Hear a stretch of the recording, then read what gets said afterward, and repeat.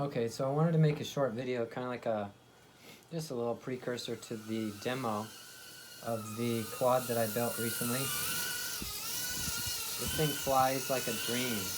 Obviously it doesn't hover that steady, but this is the new Betafpv flight controller. It's the lightest one they ever made, and I've got tiny motors on here with the lightest props with good pitch on them.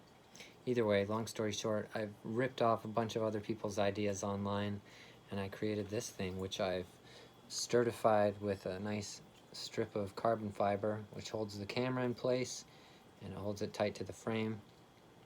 Camera, I got some custom foam padding there, because there really is no canopy, but that's what makes it so light, is that there's really nothing on it. But yeah, that's what it looks like. Here's a video of it flying.